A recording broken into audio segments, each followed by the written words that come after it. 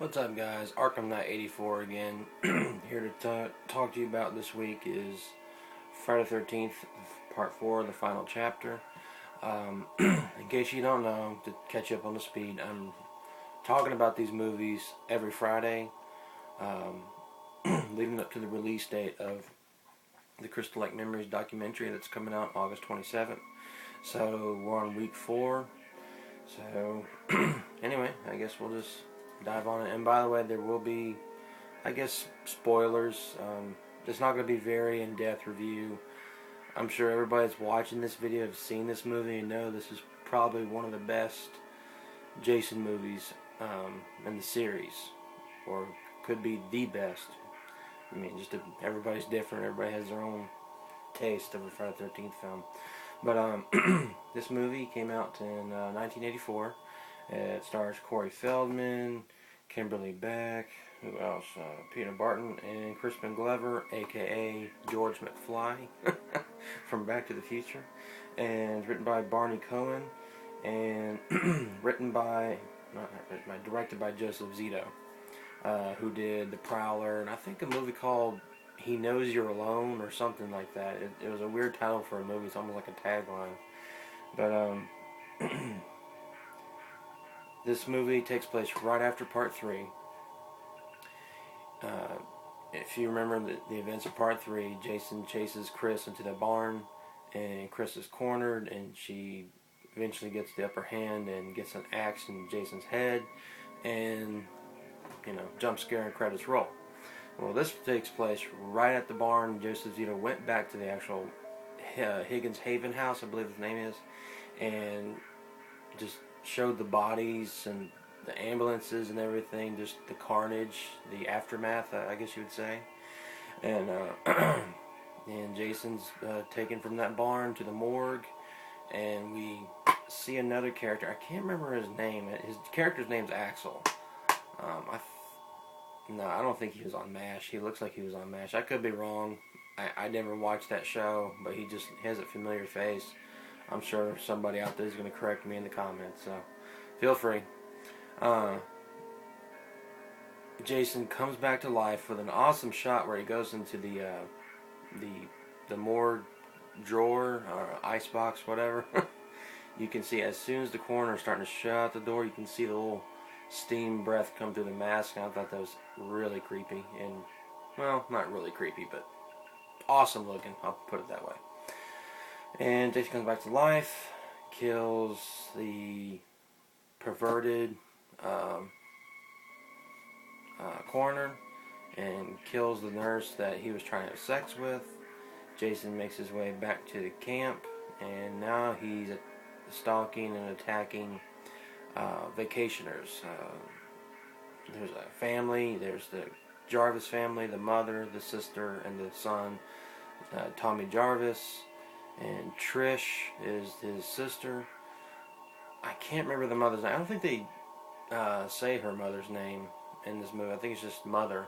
I could be wrong. I don't remember.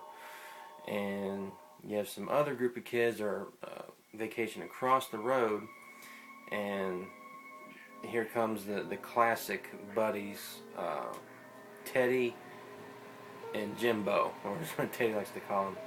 And it's just back and forth. They're constantly just, they're best friends, but Ted's just an asshole, and it's really funny calling Jimbo Crispin Glover a dead fuck because he strikes out with women and broke up with BJ Betty. It's really funny.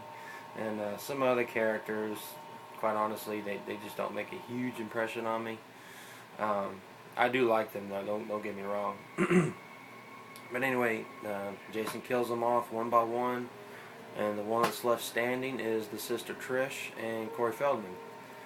And at the very end, Corey Feldman basically puts a machete in Jason's face like this, and Jason falls to the ground and slides down the blade, and Jason's presumed dead, and Jason's fingers start to move a little bit, and Corey Feldman goes apeshit on Jason with a machete. You don't see the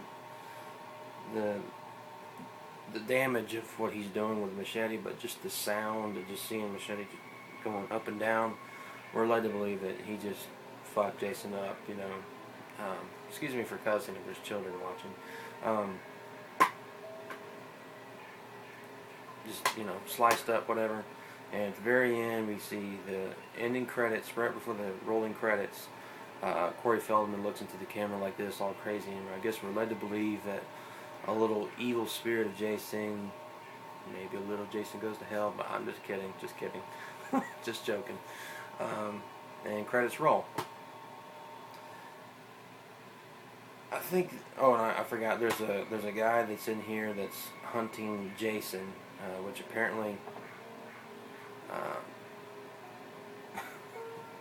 I guess he's been hunting for Jason in the woods, which doesn't make sense because these movies, parts 2, 3, and 4, they pick right up after the last one. So technically, this is what Sunday or Monday, and his sister was killed in part 2. The sister was the one in the bed, got shish kebabbed with a spear. And he's got newspaper clippings and everything, and I'm just like, why are you in the woods? I mean, this is like only 3 days, and you're in the woods with a gun. Shouldn't you be at a funeral or something? But then again, it's too... I can't try to look at this with too much logic, but still, it's an awesome film. In my opinion, I think this might be the best Friday the 13th film there is. Now, people want to disagree. They want to say no, it's part 6 or part 7 or the reboot or the first one. If you go back and watch the first 4, okay, let's just stick with Jason. If you went back and you watched 2, 3, and 4, you watch 2, it's almost perfect, but it's missing something. Part 3, it's not that scary. I think that's why I rented it as much as a kid, because it just didn't scare me as a kid. There are probably some moments in that movie that scared me, but it never scared me. But this Jason is actually fucking scary. Everything's dark. Like, you know, in the last one, they had I'm glad this YouTuber commented on my video. I meant to touch on it, but they had to light up the set a little bit more just to get the 3D effect in the last one. So it wasn't as creepy. You just saw too much of Jason, in my opinion. Not before, but when he shows up. I just like it when he's in the dark a little bit. It's just a silhouette. And this movie does it. And just the score of this movie is creepy. I like the writing of Rob. Yes, I know I was just saying, why is he in the woods? But still, I like the idea of somebody's hunting Jason. And actually has the balls to go pitch a tent in the middle of the woods with a machete and a rifle and hoping to find Jason. That takes some balls. But I just, you know, what was it? And Crispin Glover does the infamous dance, and they actually have this special feature on here called the Dead Fuck Dance. Apparently, if you play AC/DC's Back in Black when you're watching Crispin Glover dance to this one song in this movie, it's almost like matches perfectly. Like that's what they were listening to on set. What else can I say about this? And Corey Feldman, I think that's why I liked this as a kid, because, you know, I was a kid, I watched Birds, and I watched some of Goonies, and I watched Stand By Me, and I was a Corey Feldman fan, and, you know, this had a kid, and this was scary, and Ted White plays Jason in this. He didn't want his name on the credits when this movie came out, for whatever reason, but it's really nice to know who played Jason. I think he's one of the best Jasons in the series, in my opinion. But anyway, there's really not much else I can say about this. I mean, everybody that's a fan has probably done a better justice than I did.